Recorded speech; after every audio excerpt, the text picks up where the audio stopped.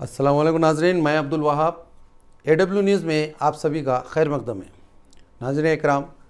जैसे कि आप सभी जानते हैं कि जो कोरोना वायरस कोविड-19 की जो सेकेंड वेव जब से चालू हुई है, कई हमारे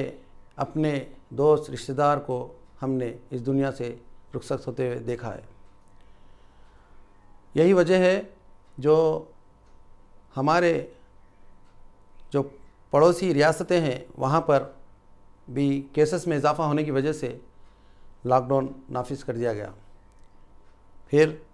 हमारी रियासत में तेलंगाना रियासत जो अभी लॉकडाउन का जो टाइम दी गई है सुबह 6 बजे से 10 बजे तक फ्री, जो ज़रूरी अशिया जिस किसी को भी ज़रूरत पड़ती है तो उस दौरान जाकर ख़रीदो फ़रोख्त कर कर अपने ज़रूरतें पूरी करने के लिए वो टाइम फ्री छोड़ा है। लिहाजा जब कभी भी ऐसे अहकामात या फ़ैसले लिए जाते हैं तो आवाम की बेहतरी के लिए ही लिए जाते हैं। ये बात दुरुस्त है यकीनन कि लॉकडाउन मसले का हल नहीं, बीमारी का हल नहीं, मगर कुछ हद तक इस पे कंट्रोल किया जा सकता है। जैसे क्राउड और केसेस के ऊपर कंट्रोल, कई इसके वजाहत है जिसकी वजह से ये मरकज़ी इजलास ने डिसाइड कर कर ये फ़ैसला लिया है। लिहाजा हमें चाहिए कि हम हुकूमत का कदम से कदम मिलाकर साथ दें, हर फ़ैसले को हमारी बेहतरी के लिए समझकर उसे माने, ना कि उसके अंदर हम तनक़ीदें करें या कुछ और वजाहत निकालें, क्योंकि हुकूमत बाखूबी जानती है कि ये हमारे लिए किस चीज़ के लिए किस तरीक़े से क्या बेहतरी है। लिहाजा हमें चाहिए कि हम भी इस जंग में हुकूमत का, रियासत का और अपने मुल्क का, दुनिया का साथ दें। यकीनन एक ना एक दिन ये वबा, ये बीमारी, ये सब ख़त्म हो जाएगी, फिर से खुशहाली आएगी। ये उम्मीद के साथ हमें हमेशा इस चीज़ का ख़याल और फ़िक्र के साथ इस जंग में हिस्सेदार बनना चाहिए। अब रही बात जो रमज़ान में ताजरीन ये महीने के लिए इंतज़ार में रहते हैं, कई लोगों का तो गुज़र बसर इस एक महीने से 11 महीने चलता है। हम उनका भी ख़याल रखते हुए ये चीज़ हम महसूस करते हैं और हुकूमत भी बाखूबी जानती है, क्योंकि लॉकडाउन कई रियासतों में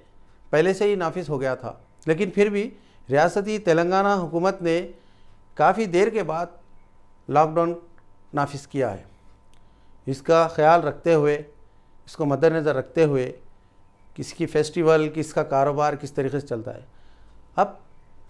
हमें चाहिए कि इस हुकूमत का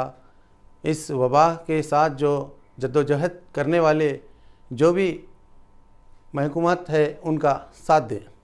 लिहाजा हम सबसे गुजारिश करते हैं कि आप अपनी सेफ्टी से हर वो चीज़ का काम करें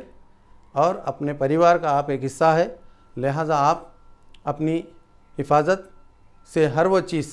जो भी हो, आपकी ज़रूरत एशिया है, आप अकेले जाएं और सैनिटाइज, शील्ड, मास्क वगैरह लगाकर जो ज़रूरत की चीज़ है वो लेकर घर को आएँ और घर को आते ही आप अपने बच्चे या बुज़ुर्ग या किसी भी शख्स से मिलने से पहले अपने हाथ अच्छी तरह धो लें और उसके बाद जब जाकर आप परिवार के करीब जाएं। लिहाजा आपको हुकूमत की जानिब से तो कई गाइडलाइंस मिले होंगे, कई सर्विसेज चालू है और आप हुकूमत से हम ये भी एक गुजारिश रख रहे हैं कि जो टाइम सुबह 6 बजे से सुबह 10 बजे तक दिया गया है उसके बजाय शाम 5 बजे से रात 9 बजे तक अगर देते तो बेहतर होता, क्योंकि ये गर्मा का मौसम है। लोग जो है सो वैसे ही सुबह से 5 बजे तक घरों में रहते हैं, لہٰذا شام میں اگر دیں تو لوگوں کے لیے آسانی ہوگی۔ خیر یہ حکومت کی بات ہے، حکومت اپنے اپنے حساب سے